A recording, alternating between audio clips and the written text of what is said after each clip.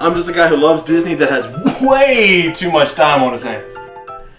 If anybody from Disney is watching, please don't sue me. Yeah. I'm here to rate, review, and describe all of your favorite things from the magical world of Disney. I'm File91e and welcome to my Disney news and reviews.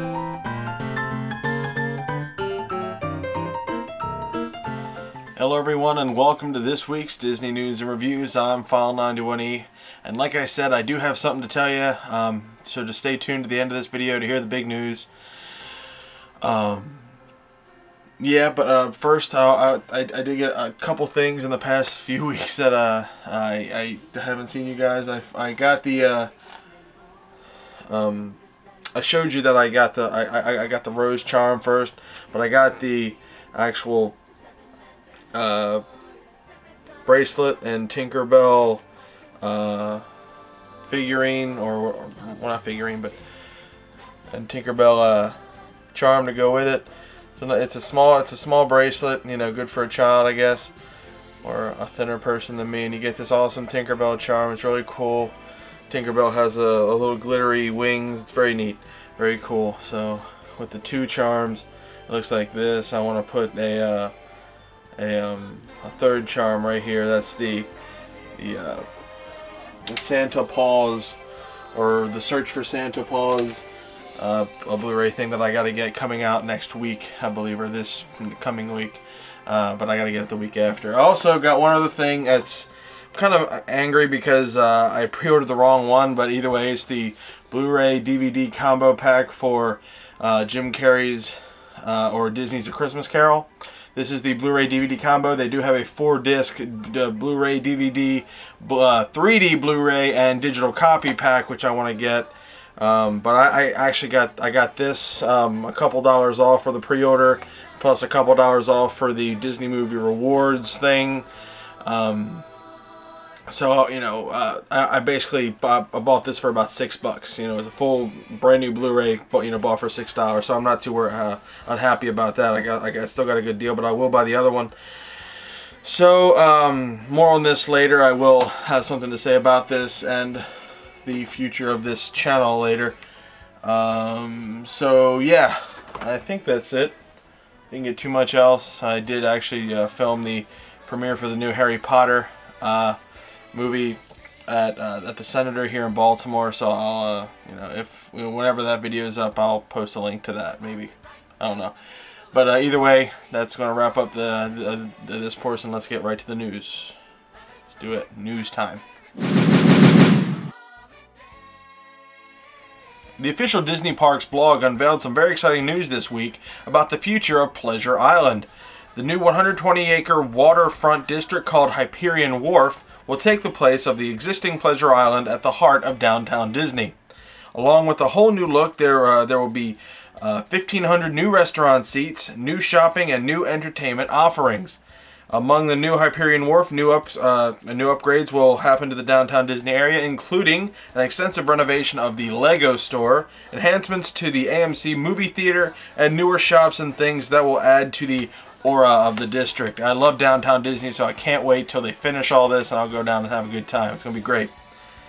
The official Disney Parks blog again also has released a great piece of concept art showing the redesigned entrance and queue for the Many Adventures of Winnie the Pooh ride. The attraction is now open, but we have a few more days to wait until the new queue area is unveiled to the guests. But the ride will remain open, so just keep that in mind. The new Epcot Monorail Station Coffee and Pastries kiosk is now open for business to satisfy your start of the day or end of the day coffee needs. Located just by the entry ramp to the Epcot Monorail Station, it offers the usual mix of coffees and pastries that can be found at the different coffee kiosks around the World Showcase. So that's pretty cool, because if you actually heed the advice of most people, or most of the books where they say to go early, you can actually skip the coffee and breakfast. You know, just just wake up, get a shower, run to the line, run to the head of the line, grab some some coffee and breakfast there, and then go and be the first in line for Soarin' or whatever else. So it's a really cool addition to to Epcot. And finally, the construction scrims are now down for both the Main Street Emporium and the Town Square Exposition Hall in the Magic Kingdom. It's a treat to look at for those going down this holiday season. So if you're going down this holiday season, enjoy that. It's all new, fresh paint. Everything looks beautiful, as you can see. Awesome stuff. So that's going to do it for the news. Let's get right to the reviews.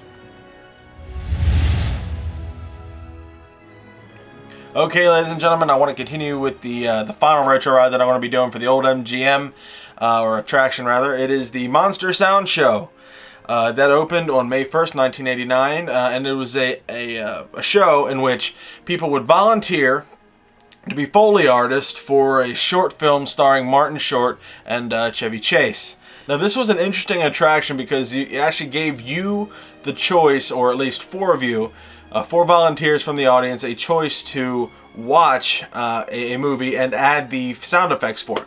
It was actually quite humorous, you know, for the to see or rather hear the results, because you know 4 people would go up and you would be shown, you would have this entire like little fixins bar of sound effects machines and or things that allow you to do the sound effects for the different parts of the movie. And you would actually watch the movie and add the sound effects as you go along, and then you would go back to your seat and you would watch the film 3 times. You would watch it with the original sound, then you would watch it with just the sound effects with that the audience put in, and then there's the final 3rd time in which everything comes together and you see how well those 3 audience or 4 audience members did. Obviously, the results will be quite humorous, and most of the sound effects are generic stuff, rain, wind, thunder, just different things, because the short film was supposed to be Martin Short was a crazy mad scientist guy, and Chevy Chase was like a detective, that sort of thing. So you really got to do the basics of what Foley artists actually got to do, and that's the whole point of this thing, was showing you the great how hard it is to actually do sound for a movie, and if you ever watch a movie, every little footprint is usually added in later by Foley artists, so you actually get to see the art of the Foley artists. That's why they call them artists. And afterwards, there was a post-show area that allowed different people from the audience to put sound effects into different motion pictures, just little kiosks where you could actually do that sort of stuff. Now, this attraction did close on February 20th, 1999 to make way for the ABC Sound Show, which kind of did the same sort of thing.